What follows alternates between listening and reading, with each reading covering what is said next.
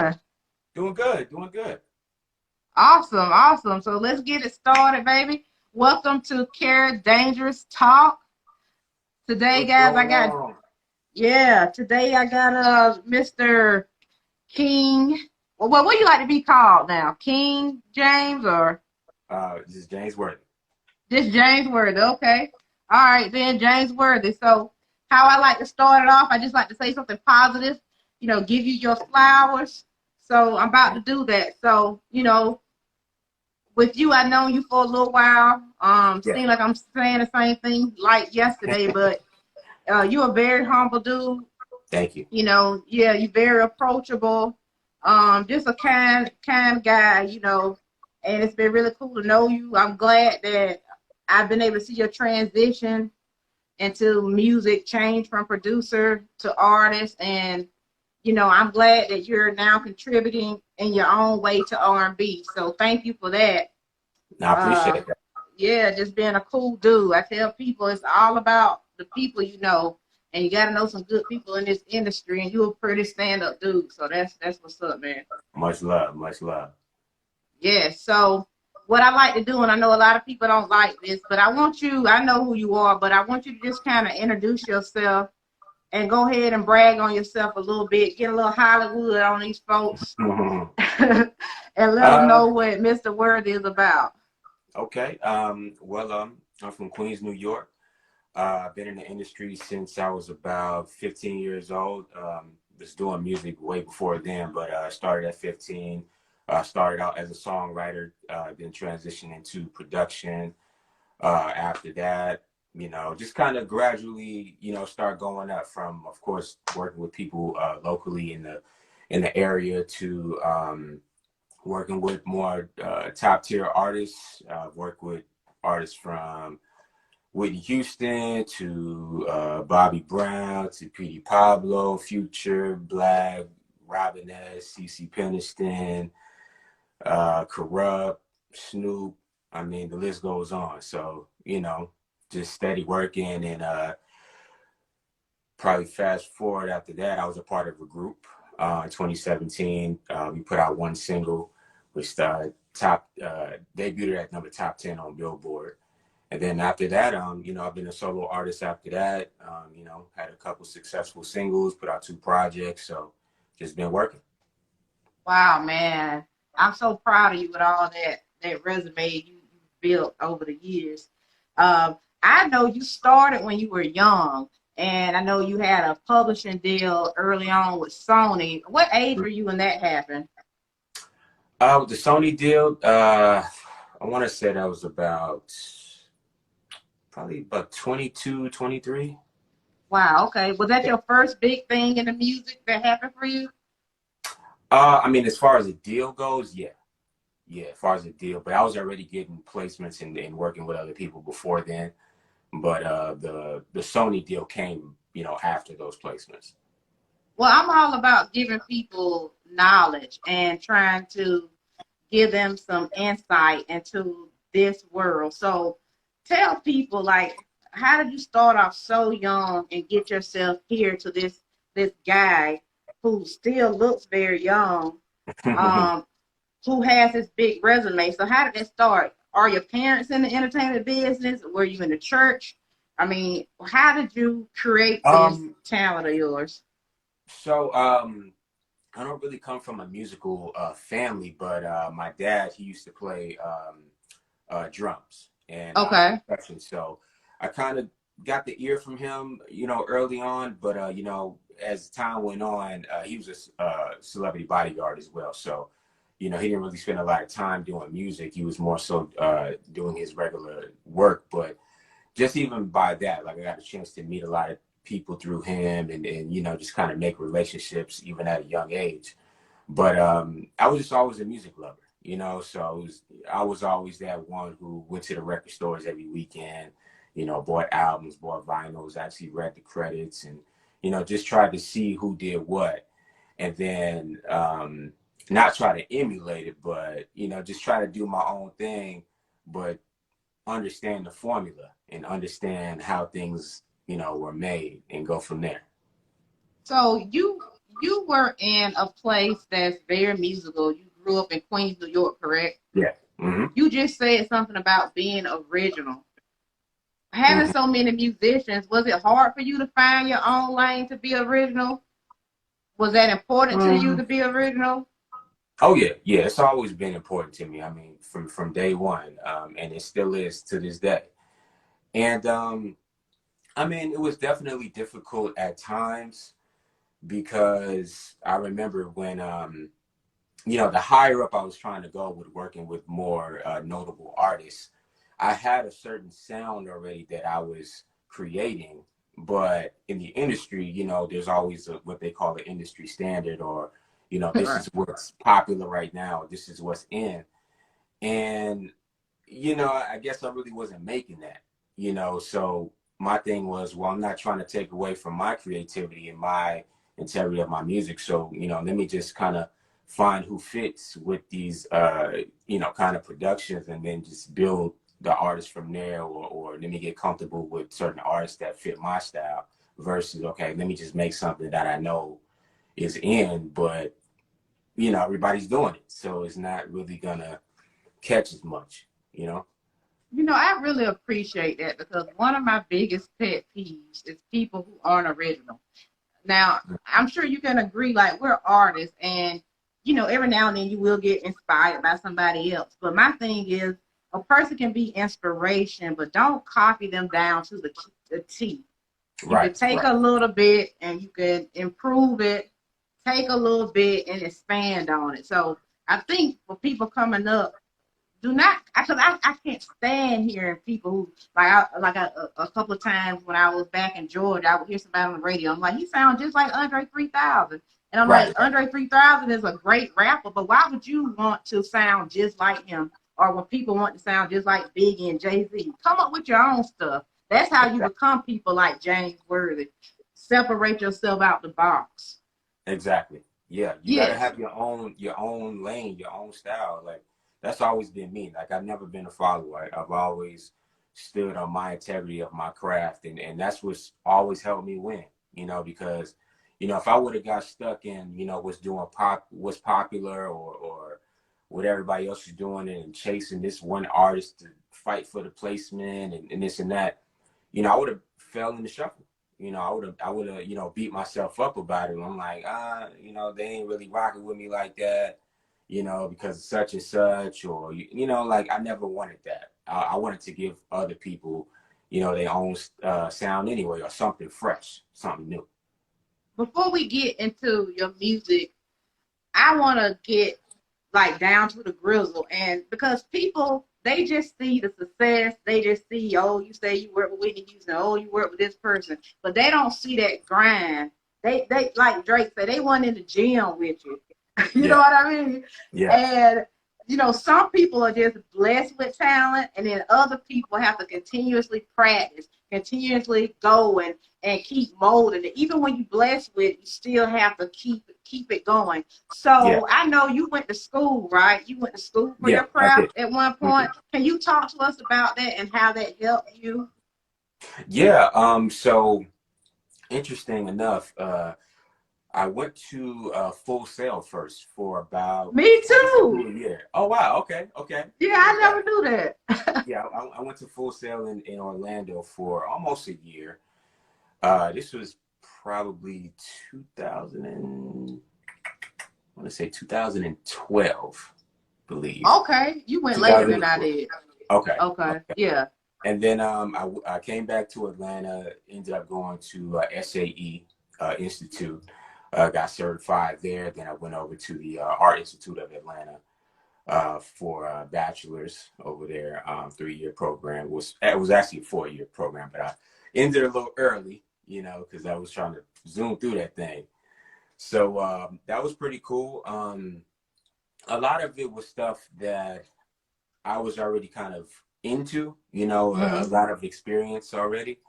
But, a lot of stuff that I did learn too, as far as the technical aspect of, more analog gear, more digital gear that I may not have been too well versed in, learning about, sonics and patching, with analog gear, stuff like that, the technical aspect.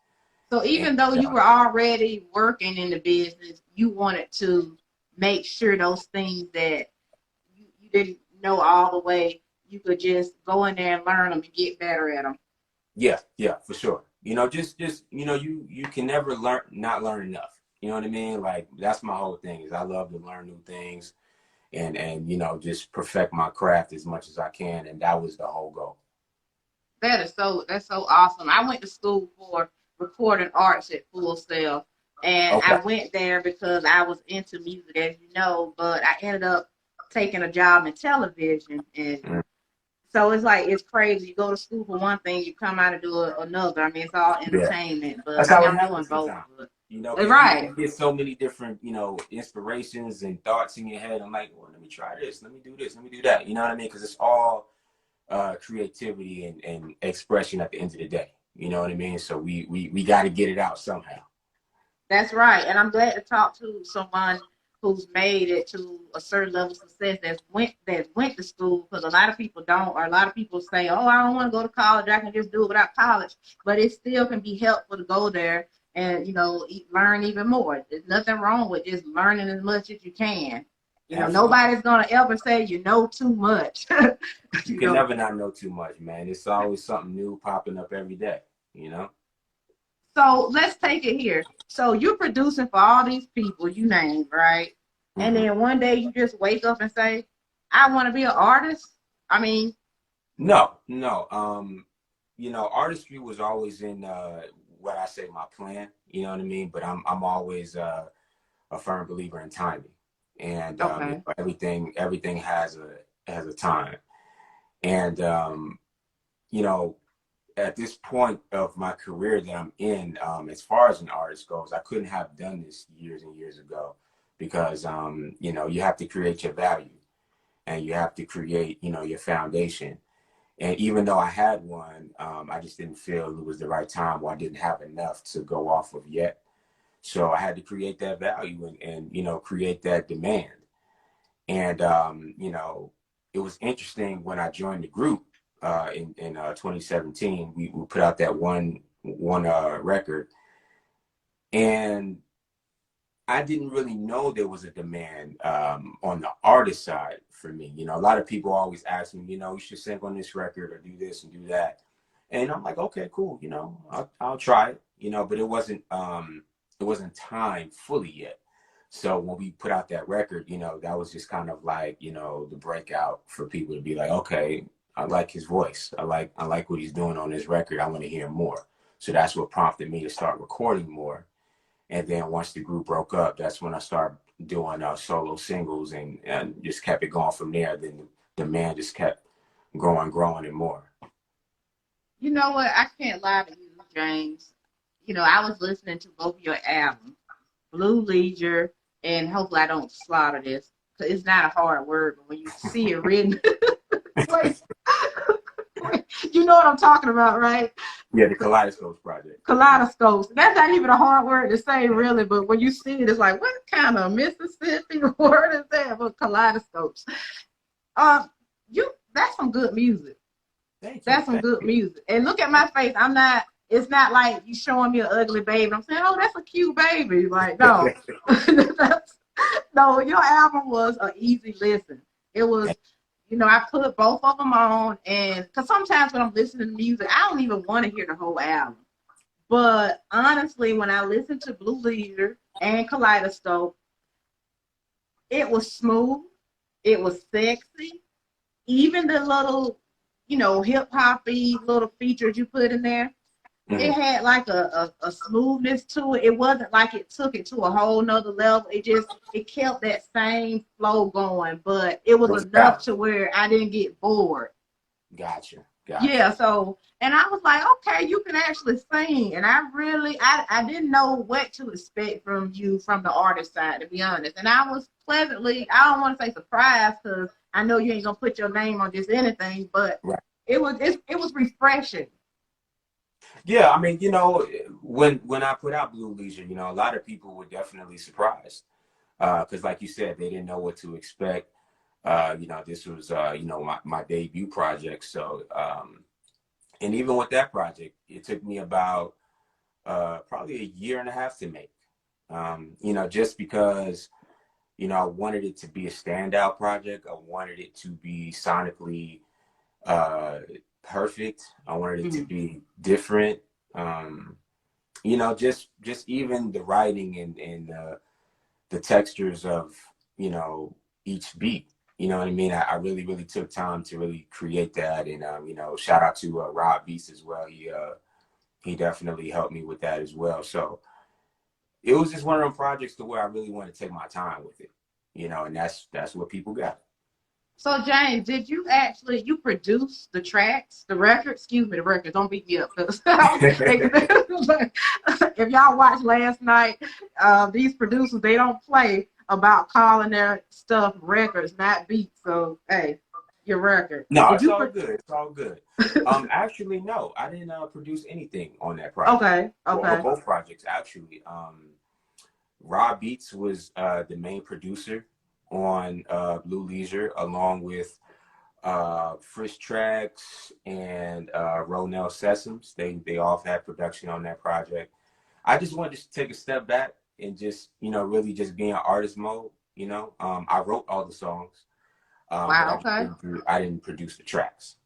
Okay, that's okay. And you know what? When I was talking to you, I know you concentrating on the artist part, but I think it's beautiful. You're an artist and producer. I just want to tell you, hope you won't take no offense to that. But James, don't lose that, because when I think of you now, I'm thinking of you like a Big Crit, but in R&B. I'm thinking of you like a David Banner. Like, don't lose that producer side of you. Like, no. We still producing. We still producing. Yeah, we still doing that.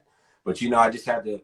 Not to say that it's on the back burner or anything, because I still have projects going on, but, I just wanted to take a second and really focus on, my artistry and really craft, solid bodies of work, for my listeners. Okay, so I got a little question for you. What you got? Okay, I got a couple of songs that I like from Kaleidoscope. And if I'm saying it wrong, please tell me. Okay, so the very first track, I Want to Know. First of all, I have a song called I Know and You Want to Know. So if you want to know, why you just didn't ask me? Why you just... I don't know. We didn't talk. Look, I wrote this joke down and I said, Karen, that is corny as hell, but I am going to put it out there. Hey, ask it anyway. No, but seriously, these are some sexy songs on the track. I'm listening to it and I'm feeling the love. As a female, it felt so good not to be called a bitch and a hoe. Let me tell you that. We're not doing that. Thank you so much for that. So when I'm listening to it, I told you what I got from it. What were you trying to tell us with your album? Well, Kaleidoscopes is basically a metaphoric way to bring people more into me as a person and as an artist. And it's just, a continuation of Blu Leisure. You know what I mean? So, if those who haven't heard Blu Leisure is basically, of course, my debut project, but it was more so a project of expression. So blue is a tranquil color, so it means mood, it means energy, it means expression, along with the word leisure. You know what I mean? It's more of relaxation, expression, anything that can kind of bring those elements out of you. I put those two words together. So Kaleidoscopes is just a continuation of that, but just bringing people a little bit more to me. Yeah, and if you haven't heard the album, I'm not lying when I say it's a very chill album. I mean, you could just be around the house. You could be taking your bath, whatever you're doing. It's just real nice and smooth to listen to. I noticed that, you show a lot of love to older artists. I don't know. We'll talk about Corrupt in a minute, but on one of your albums, you had Tony Terry on there. Yeah. And for the people who don't remember, it was that song back in the day. Tony Terry sings. Oh, let me see if I can remember the key, because I'm not really a singer. how I go? It's for real what I feel when I'm with you. That's it. That's it. I didn't hit the note right, James. You should have sung it for me. It's for real. It's for real. What I feel. What I feel You when got I'm it. with You got you. it. You Oh got yeah, it. that's the note. Yep. That's the So joint. yes, you had him on your song. Which song was that you had him on? That was a how many times? How many times? So you don't mind going back and showing these older artists love. Is that you? Because you also work with Truth Hurts. Mm-hmm. So, and some other people too. So why do you do that? Is it something about them you like, or you just go for people that you just like the music, or you like their feel from that time? These are just artists that I'm fans of, artists that I've always wanted to work with. And, these are artists that I have relationships with as well, So with Tony Terry, we've always talked about doing something together, years before, because we've known each other for a while. And I just felt like that song fit him. And well, it fit us together. You know what I mean? I Mm-hmm. thought it would be really, really good for R&B, So thought it was a dope fit. Yeah, the way y'all went back with the vocals, it had that old school, new school twist to it. Mm. So I could appreciate that. Yep. Very well thought out. I could tell that about it. So I saw some pictures with you and Corrupt. It's funny because I've been watching Corrupt on what is it called? Couples Therapy Hip Hop Edition. What is it? The marriage boot camp. Marriage boot camp. Oh, I always say it wrong. Marriage Boot Camp. Thank Yeah. you for correcting me on that. So he's crazy, but he's a good Oh soul. yeah, What man. Corrupt is he's oof, well, he is something else, man. But I love him to death. That's my guy. so can you give us what are y'all working on? What's going on? I see a Yeah, video. What's up? Corrupt is working on his new album. So me and him Okay. working on some stuff for his album. He's gonna be on my new album that I'm working on for next year. But we have a new single that's dropping really, really soon this year called Top of the World. And myself, Corrupt, and a Gift from Goody Mob. So, Ooh. we're going to be really announcing that really, really soon. But yeah, we're working on some stuff. Oh, that's awesome. And that's funny because a lot of people been wanting Goody Mob to kind of come back on the scene. So you got one of them. Yeah, yeah, man. Shout out to Goody Mob. Shout out to Gift. Shout out to CeeLo, the whole squad. Yeah, that's what's up, man. Yeah, all the Georgia favorites in the house. Oh, That's yeah. that's that's real dope. So let's go a little bit on your songwriting. Let's help these people out. Uh, from producing to songwriting, let's take me through your process. How do you get yourself in the mood? How do you get creative? Just tell me, James, as a producer, and you can do producing, you can do songwriting. Just tell us something, teach us something today. Let me see. Man, you know what? With me, it really just depends on like my mood. Like it really just depends on like the mood of the day. Like I could feel like, okay, right now I feel like I want to write a ballad. And then maybe tomorrow I might feel like I want to do a club banger. Then I might feel like I want to do, like a house dance vibe. It really just kind of feels, it depends on me, right?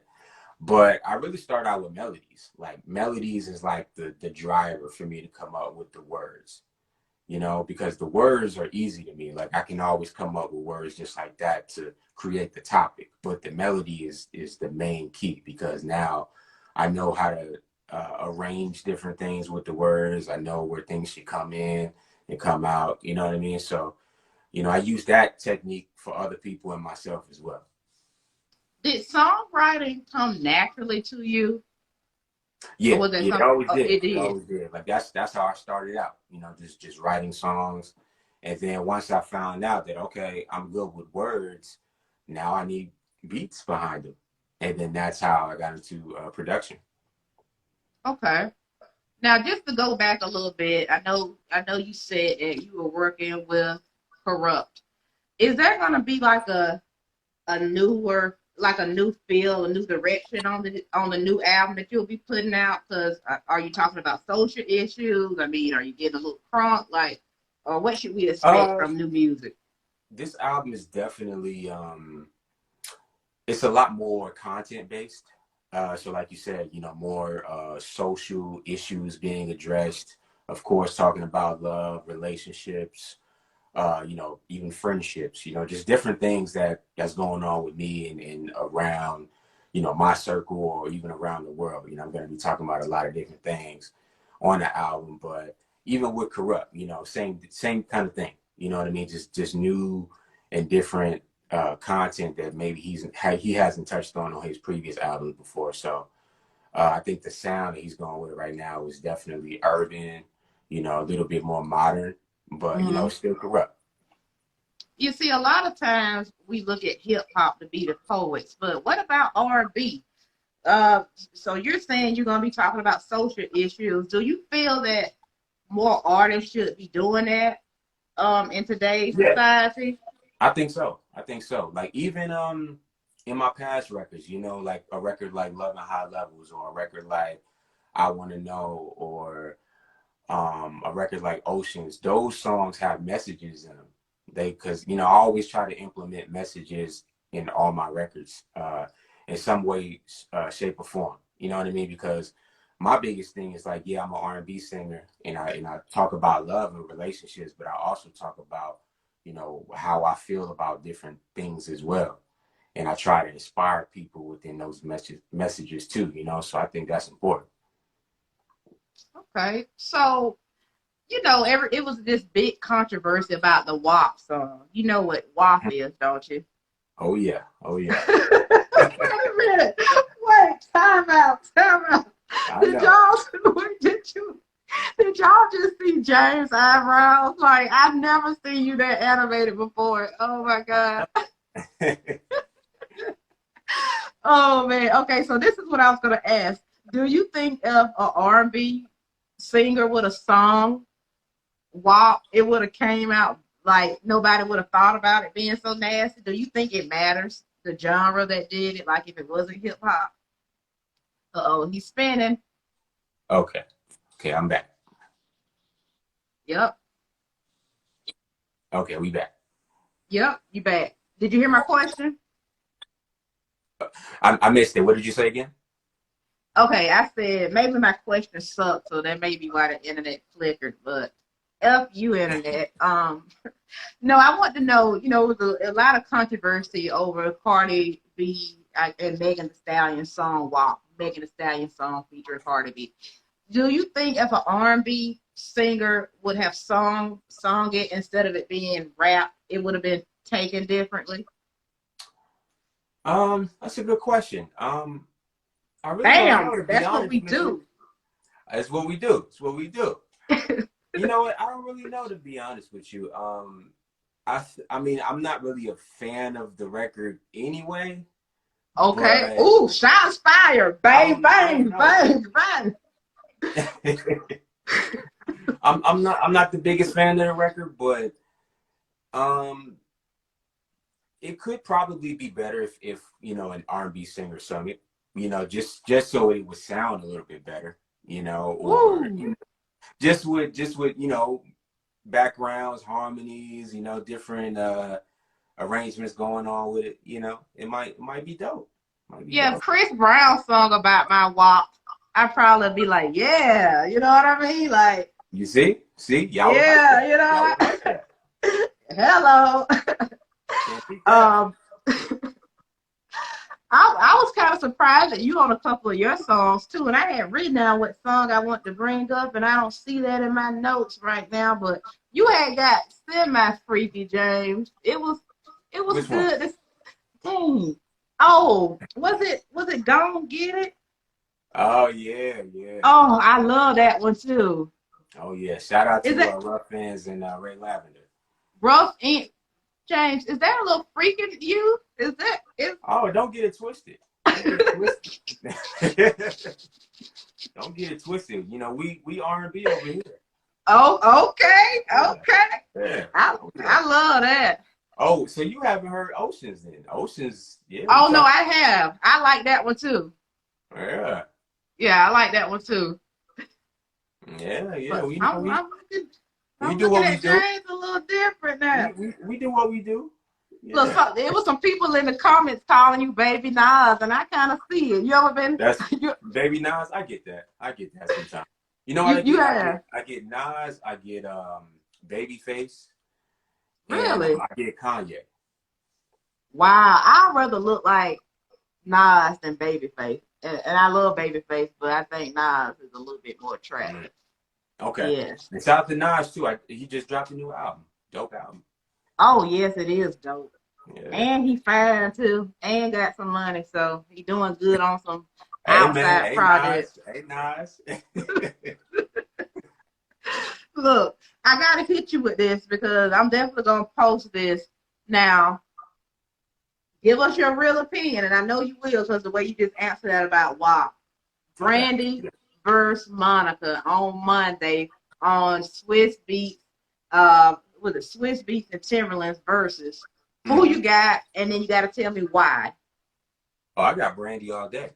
Okay, that's what the producer yesterday, Troy Oliver, said. Yes, I saw him. Shout out to Troy Oliver, man. That's a good dude. Good dude. Yes. Yeah, I got Brandy, man. Brandy is a powerhouse. Brandy, and I've had the pleasure of meeting Brandy a couple times, and we've actually worked on something in the past. And she's just an amazing vocalist.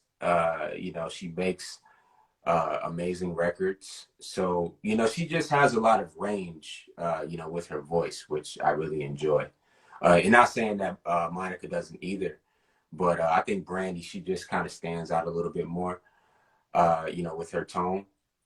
But the thing with verses is sometimes I get kind of confused with what the criteria is. Is it really based off of how good a song is, or is it based off of just how big the song is? So, if we're talking about how big a song is, then I would probably say Monica would maybe have a little bit more over her. But if we're talking about quality of songs, then I would give it to Brandy for sure. Wow, so many people are saying that, and I love both. And I'm gonna have to go back and listen to Brandy now because every producer's been saying she has this range. She can sing so good without all the engineering and whatnot. And I'm like, wow, okay, Brandy. Oh yeah, Brandy she's up there. So let me ask you a question. Have you watched the verses and thought to yourself, if I could go against a producer or artist, this would be the person? Have you done that? And if not, could you tell us somebody you would like to go against, either as a producer or artist? I mean, I've definitely watched the verses. I haven't really thought about who I would go against. But if I had to say who I would go against, probably somebody like maybe like Bangladesh or that's a good one. I got to brainstorm on that one. Well, what made you say Bangladesh? What made you choose him? Just kind of the caliber of songs that we both have, the caliber of artists that we've both worked with. We're both innovators, so we never really conform to other people's style. We've always had our own. So I would say, somebody like him for sure. Oh, that's cool. That's cool, man. So I saw a couple of pictures of you out. I think you were in Rome, traveling once upon a time. You remember when people could travel and go different places? Yeah, that was actually last year. That's dope. So you travel a lot for the music? Oh yeah, for sure. Which when I put out Blu Leisure, it was such an amazing time because the whole year of 2019, basically, I was touring. I was touring that whole year off of that one project, which was amazing. So Italy was one of those places. What's one of those best places you've been? Maybe you just enjoy the way it looks. You like the people. You have any of those top destinations? I mean, definitely Italy for sure. in different parts too. Like I was in Rome, I was in Venice, Florence. You know, they're all amazing. London is amazing. I love spending time in London. Dubai is amazing. Beautiful place. So there's so many different places that I've been. It's kind of hard to choose, but I mean, those will probably be the top three. Well, my whole point, I want to get to this question. We know you know how to work and grind and hustle, but has the COVID has it, I don't want to say slowed down, has it changed the way that you navigate with your work, with your business at all? Has it changed the music? You know what? To be honest with you, it hasn't. It hasn't. Okay. You know, I've continued to stay working as usual. Staying consistent, just putting out new product, new music, just trying to stay out the way, in the process, stay safe, stay out the way, stay smart, but the work don't stop. Absolutely. I wanted to know, and you may not want to answer this. This is just one of these freestyle questions, I like to call it. Do you have any wild times in the studio that you can tell us about? What's the wildest time you've had in the studio? Wildest time. Are there wild times? I mean, well, I wouldn't say that now because COVID is going on, so it's definitely not that.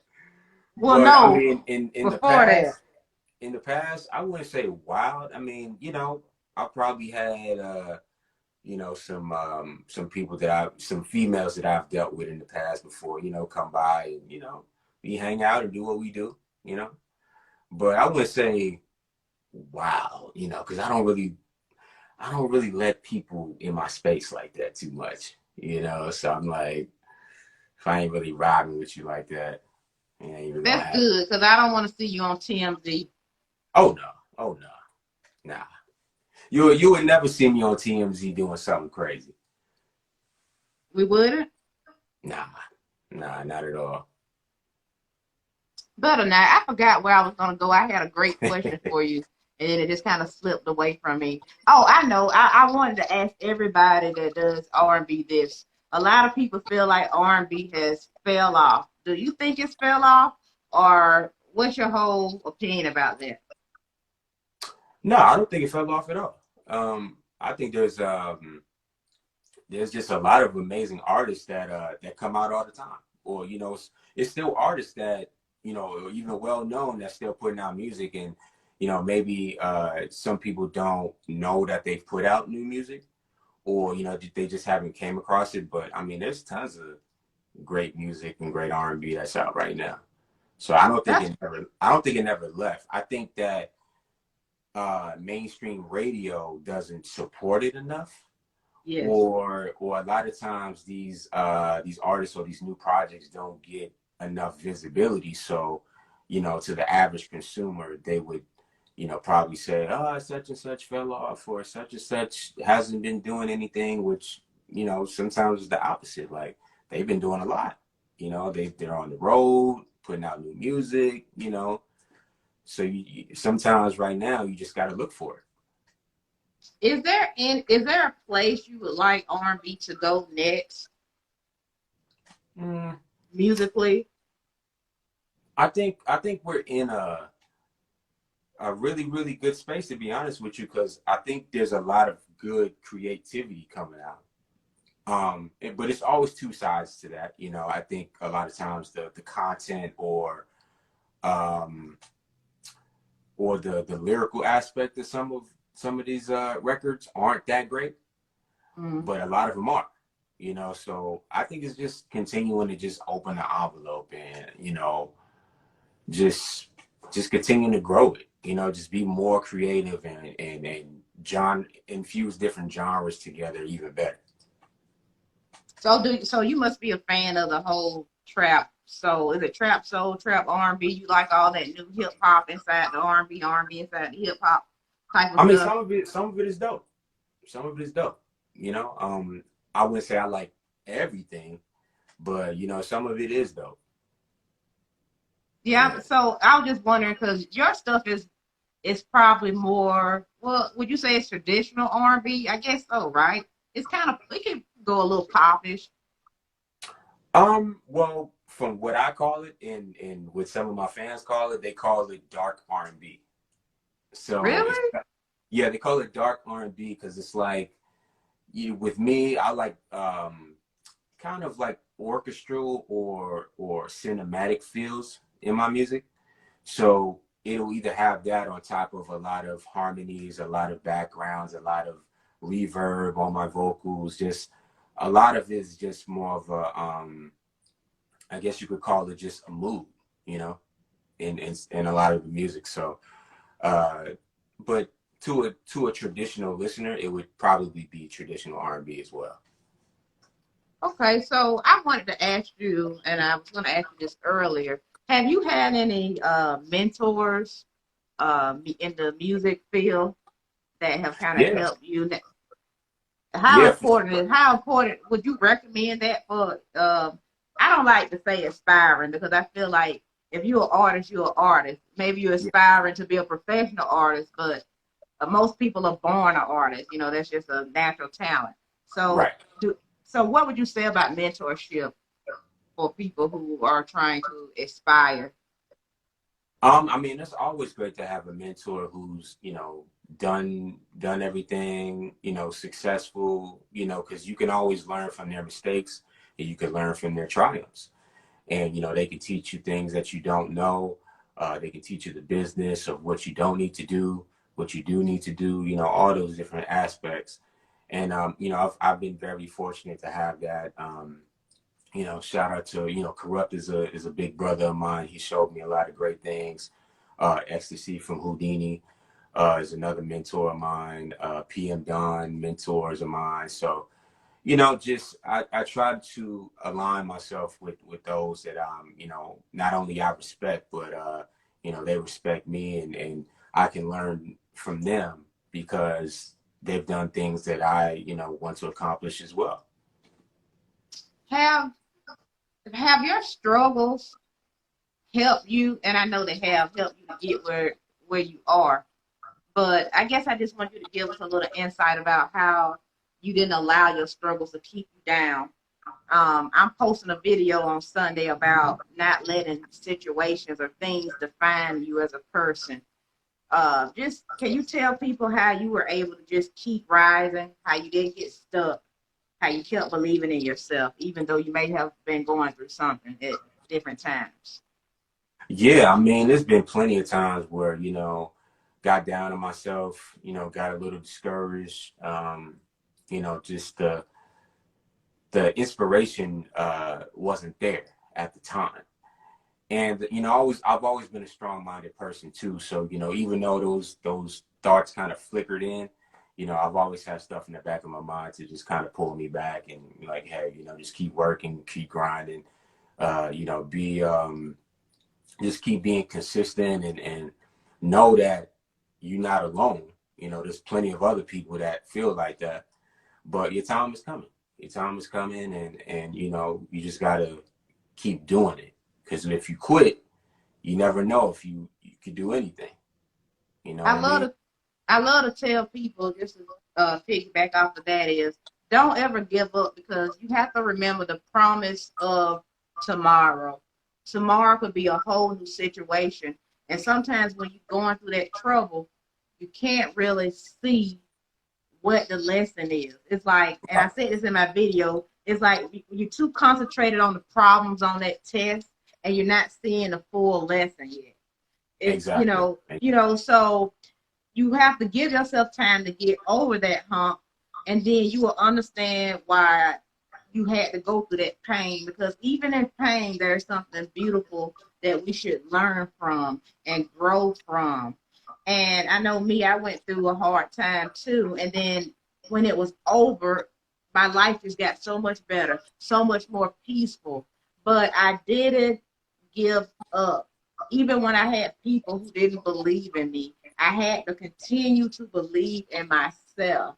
Even when Exactly. people wanted to call me stupid, wanted to call me dumb, wanted to make lies about me, were trying to betray me. I didn't let that define me. It may have hurt me in that moment, but I didn't let that moment take me over.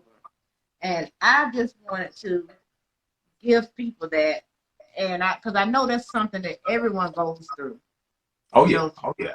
they see you and they see you as a successful person, but it's not all glitz and glamour. Yeah, it And never is. It never is. There's always a story behind everything. You know what I mean?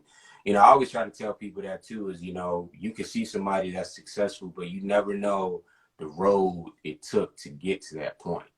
You never know what somebody's going through. You never know, the trials and tribulations to get to any point. So that's why you can't place judgment on somebody so quickly because you don't know the story. And until you do, you really just can't make that judgment. now I want to tell everybody why I have everyone's attention. Make sure you go to Kera Dangerous on YouTube and Please do. subscribe. Thank you. And Yes. subscribe to my channel. I have more videos. I'll have this full video up very soon. I mean, I've had some great comedians on, great producers and artists, all kind of people. And please follow me on this page. Support James Worthy buy those records, see him on Spotify, on YouTube, wherever he is. And just to go back real quick, I just want to say that why I had everybody's attention, but you said that people don't know that struggle. Like sometimes people forget. I was a little girl once. You were a little boy once. You started out with a goal. You started out with a dream. Okay. And already when you dream of something big, let's say you told people, oh, I want to be this big producer, I want to be this big artist. It might have been people that said, boy, get out of here. Oh, whatever. Mm-hmm. Mm-hmm. Okay, get out of here. And even some parents, they're like, why don't you just go be something easy, a teacher or something where you could just go and get the degree. Because, back then, you couldn't really go and take a degree to be a producer per se.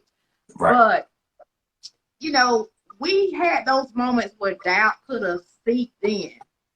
But over the years, middle school, high school, we kept believing in ourselves. We kept building on a foundation. You went to school, I went to school for music. We kept ourselves around those things that we were interested in, whether it was Exactly. watching award shows, studying other artists, reading up on books. You probably spent plenty of time perfecting your craft with instruments. Oh yeah. So I like to give people the knowledge to say if you want something, you have to go out there and get it. A lot of these people, they may just come to your TV screen real quick, but they didn't just pop up on your screen. A lot of these people have been working their ass off behind the scenes for years. Absolutely. And don't wait till tomorrow. The present is always here.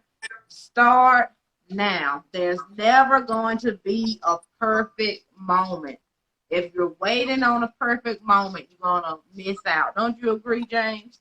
Man, I totally agree with that. I totally agree. And and like you said, you got to believe in yourself. Like you really gotta like you gotta believe that you are as good as anybody else, if not better. You know what I mean? And that's something that I even had to learn in past times. But you gotta put your own belief into yourself because nobody else is gonna do it. It starts with you. And then once you start doing that, then yeah, you can convince other people to do it. You know what I mean? But if you don't have that belief in yourself, it's never gonna work. It's never gonna work. Bam. And we're gonna wrap it up just like that, James. I'm gonna give you the opportunity. Is there any last words that you would like to say? Any upcoming we talked about your project, but any other things you want to talk about before we get out of here? Yeah, so I have a brand new single out right now called Goldmine, which features Jay Holiday. Yes. So if you guys haven't heard that, make sure you go stream it, go buy it. The official music video is coming out very, very soon, so stay tuned for that. New single with myself, Corrupt, and Gip. That's coming very soon. And yeah, just continue to follow the journey, man. Goldmine is also on Music Choice now, so if you if you're on Music Choice, make sure you listen to it on there. All right. That's what's up, brother. I'm gonna continue to follow. You know, we'll stay in touch. And again, you guys subscribe to my YouTube, Kera Dangerous, Please and do. we'll be in touch, brother. Thank you so much for joining me Thank today. you. I love Appreciate you. talking to you. All right, peace All out. right, be safe. Yes.